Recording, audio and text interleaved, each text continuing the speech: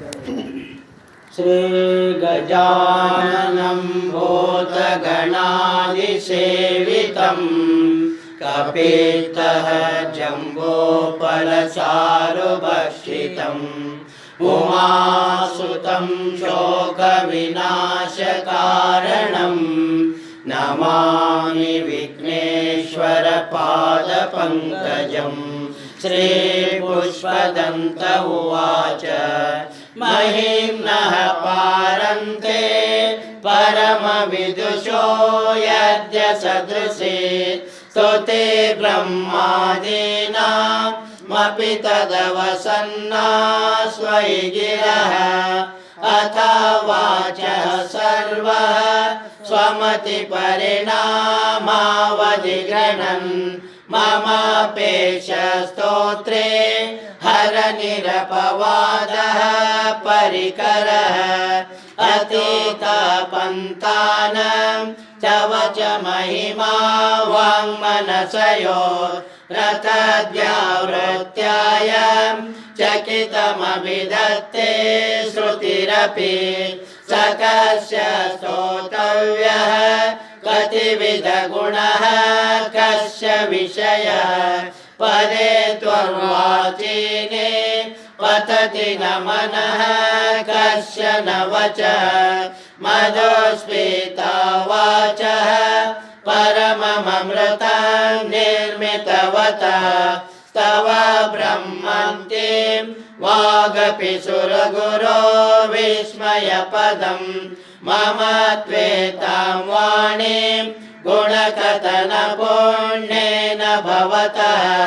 पुनामीत्यर्थस्मिन् पुरमथन बुद्धिरवसिता तवैश्वर्यं यत् जगदुदय रक्षा प्रलयत्रयीवस्तु व्यस्तं त्रिषु गुणभिन्नासु तनुषु अभव्यानामस्मिन् वरदरमणीयामरमणीं विहन्तुं व्याक्रोशे विदधत इहैके जडधियः किमिह किं कायः सकलु किमुपायस्त्रिभुवनं किमाधारो दाता सृजति किमुपादान इति च अत कैश्वर्यत्वै यनवसरदोस्तो हतधियः कुतर्कोऽयं कांश्चिन् मुखरयति मोहाय जगतः अजन्म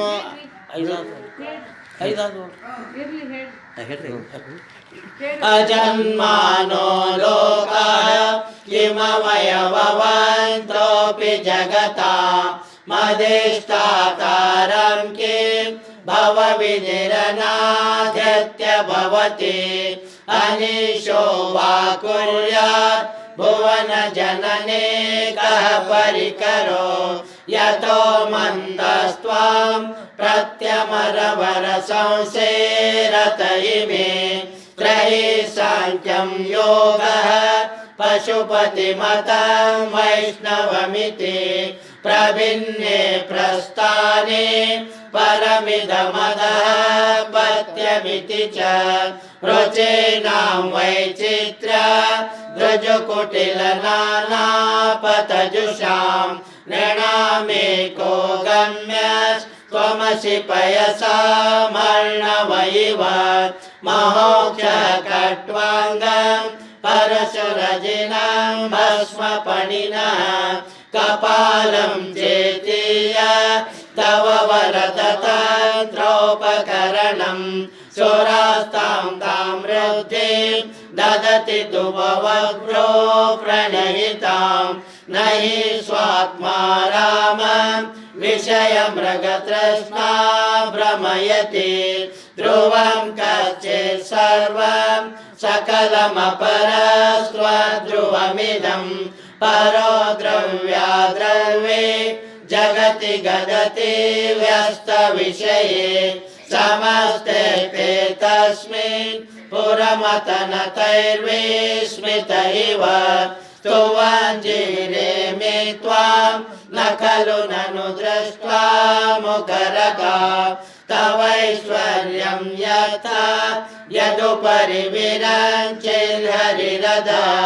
परिचेतुं याता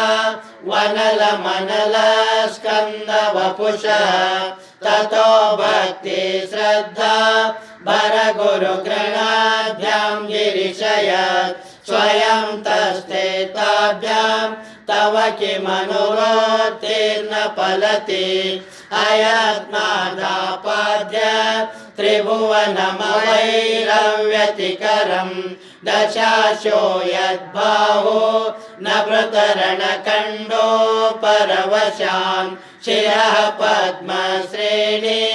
रचितचरणाम्भोरुहवये स्थिराया सद्भक्ते श्रीपुरहरविश्वोर्जितमिदम् अमुष्यत्वसेवा स्वमधिगतसारम्भुजवनं बलात् कैलासेऽपि त्वदधिवसतो विक्रमयतः अलाभ्यापाताले प्यलसचलिताङ्गुष्ठशिरसि प्रतिष्ठा त्वय्यासे ध्रुवमुपचितो मुह्यति कलः यदृद्धिं श्रोत्राणो वरद परमोच्चैरपि सति मदश्चक्रे बाणः परिजनविजयस्त्रिभुवनः न तच्चित्रं तस्मिन् वरिवसितरे त्वच्चरणयोर्न कस्य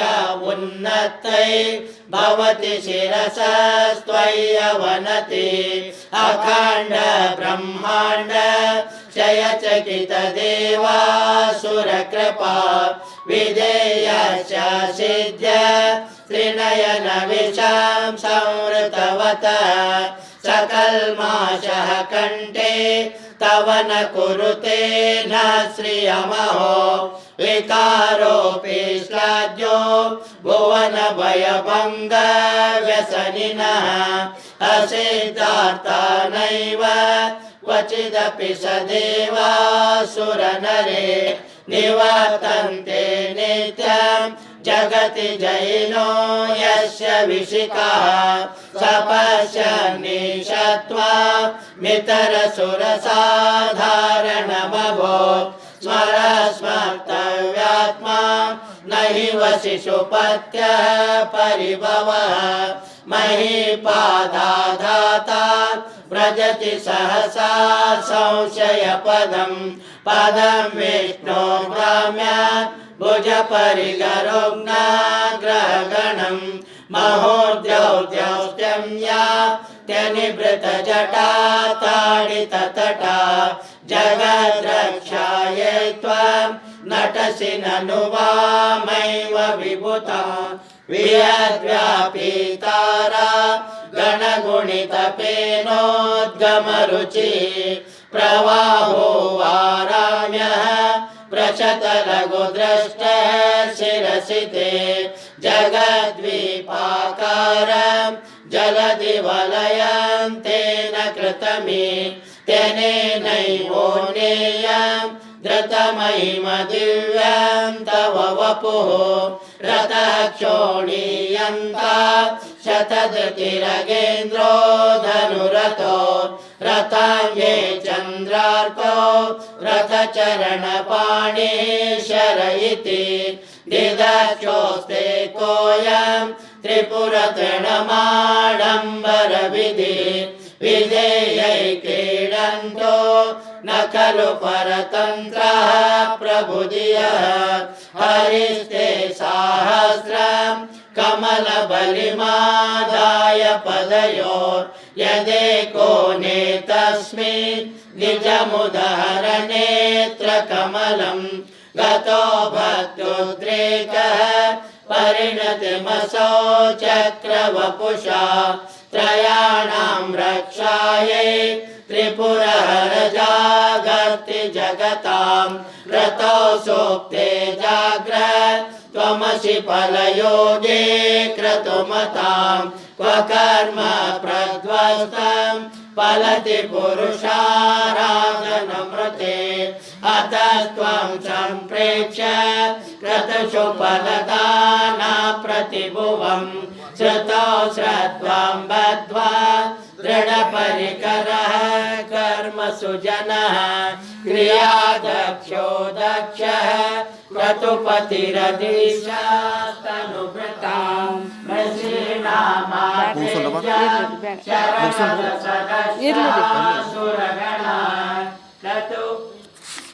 ಇನ್ನೂ ಅದ ರೀ ಭಾಳ ಅದ ಇನ್ನು ಅದ ಫಸ್ಟ್ ಬಂದ ಕೂಡ ಅದನ್ನು ಶುರು ಮಾಡಿರಿ ಮುಂದಿನ ಸಲ ಹಾಂ 4:15 ಬರ್ತೇವೆ ರೀ ನಾವು ಹಾಂ ಸರಿ ಧನ್ಯವಾದ.